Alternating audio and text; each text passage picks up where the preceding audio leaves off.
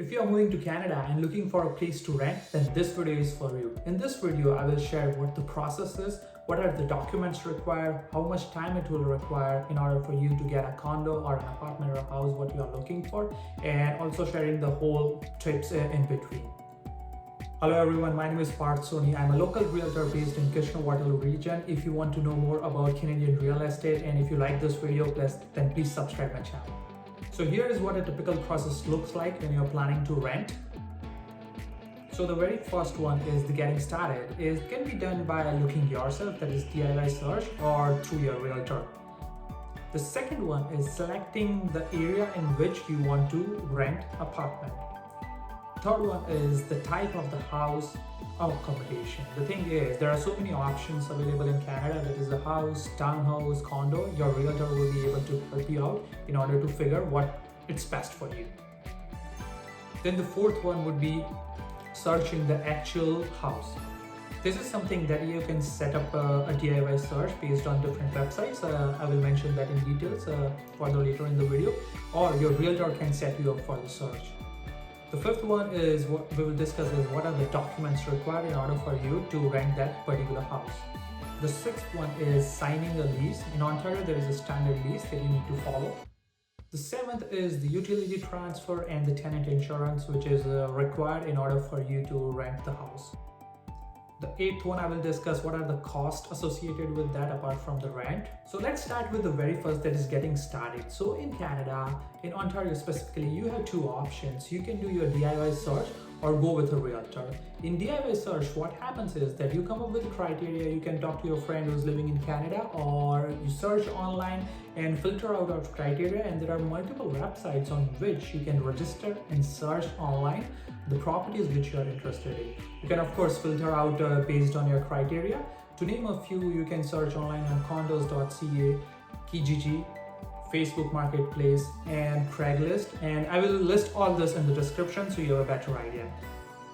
The second option is working with a realtor. In Canada, in Ontario specifically, when you're working with a realtor, you don't have to pay anything to a realtor. Realtor fees is covered by the seller or the landlord who is doing that transaction, and they can help you out from start to finish, the whole process, what are the documents required, paperwork and everything. You can also set up a virtual viewing if required, and all those kind of things, and they specialize in the area, so it's better to go with them if you are not constrained by them. The next one is selecting the area. Of course, it depends where you will be working. You will, based on that, you will select that city and that area. But one important thing to look in that, if you have a kids, then select the area in which there are best school. Because in Canada, what happens that if you live in a particular area, your kid could go into that school only, which follows in that area. So it's not like that if you're living in this area but the school is best in that area, then your kid can go down there. So it doesn't work like that. The other thing is check your requirements. If you're planning to get a car, then try and get a rent or lease according to that. If not, then look for a public transit which is easily accessible to you if you are not working from home. The other thing is you can ask your realtor or Google online what are the best area to live in. I will link a description over here. It's basically to buy a house, but still they are the best area to rent if you can find in that area. Another point is make a note and come up with your requirements, and if you are doing on your own or even you are working with a realtor, have that requirement ready, so whatever the way you select, you have that in a piece of paper and you can filter that criteria based on that. Check in that area if there is local groceries available, the Walmart, Canadian Tire, something is available or it's easily accessible. The other thing is gym or anything that is important to you apart from the house, or amenities which you are looking for, parks, trails, etc. There could be anything, so check for that as well. The third point is the type of house. In Canada, there are so many different types of houses available for lease or to rent.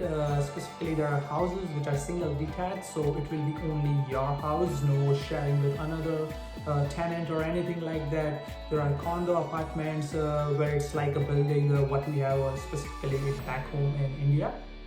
So it's it's basically a whole building consists of about 50, 60 or high rises, so units, so 50, 60 units or high rises, and you can lease out there as well. And there are townhouses, which is of course attached to another townhouses. Still, you will get some privacy, and the rent is a little bit lower compared to a detached house. This is something your realtor could definitely help you out with this one in the case in which you are wondering what type of accommodation you need to select. So ask for their guidance and they will definitely help you out. The fourth one is the important one, looking for the listing or looking for the houses that are available on Trend. If you are doing the DIY research, as I mentioned, I will also link down in the description.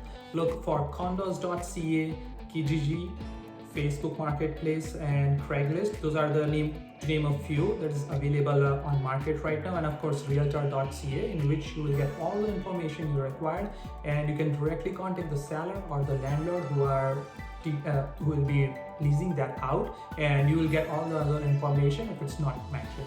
The other one is, as I mentioned, working with a realtor. So when you specify all the details what you are looking for, your realtor will set you up for an automatic emails that you will be getting on a regular basis based on your criteria. And again, as you go and you see more houses virtually or in person or whatever that way it is, you come to refine your criteria, you can definitely adjust your criteria based on that. So the fifth one is, what kind of documents do you require in order to lease that house? So here's the list of the documents that you will require if you have a job in Canada. So the very first one is, if you already have a job, that is the very first one you will require employment letter. Make sure the employment letter which you have from your employer does mention what's your annual or monthly salary in that specifically.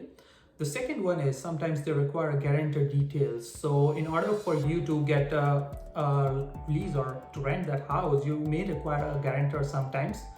The next one is the contact detail of your supervisor or a company person or your direct manager in case they want to check for the references, and they could also ask for other references as well. Most of the time they will also ask you for your credit score. If you're new to Canada, if you don't have it, then there are ways to go around as well. The next one is the rent deposit. So in Canada, it's typically first month and last month, so that is required in order to start your lease. Now there are many people who don't have a job but they are coming to Canada and they will find over here eventually. So the documents required for that is, the very first one is a guarantor detail who can guarantor on behalf of you.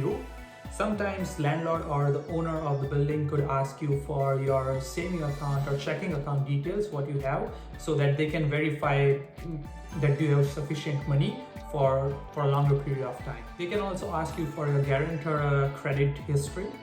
The other thing is, they may ask you for a larger deposit that could be 2, 3, 4 or 5 months or 6 months in advance if you don't have a job in Canada. Those are all the major documents that you will require in order to rent a house, and of course it depends on landlord or owner to owner that what additional documents they would require. Now the next one is signing a lease. In Ontario there is a standard form that is used by the owner or the landlord to sign you a lease. Make sure that you read through each and everything, and if you have any questions, reach out to them or reach out to your realtor. Your realtor can definitely explain you that, or the landlord can definitely explain you that. And make sure what is listed in there, it basically lists that who will pay what. So go through that, and any questions, reach out to them. The form itself, it's not a complex form, it's pretty standard, plain English, nothing fancy in that. Once you sign the lease, the next step would be the utility transfer. In Canada, the utility transfer would be to getting the Wi-Fi connection set up, the water connection if it's not included. So it's basically everything will be down there. It's just you have to take over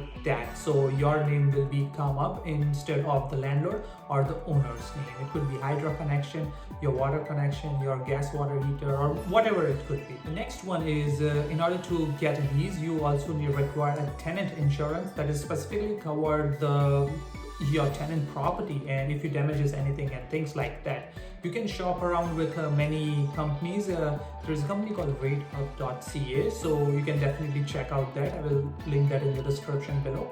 And if you're planning to get a car, also check out with your car insurance provider, because sometimes, most of the time, if you bundle up, then it would be definitely easier for you to get that one. Now the next point that is really important is the cost associated. So the very first cost when you are renting is, of course, itself the rent, what you need to pay to the landlord or the owner. That's on the monthly basis, apart from the deposit.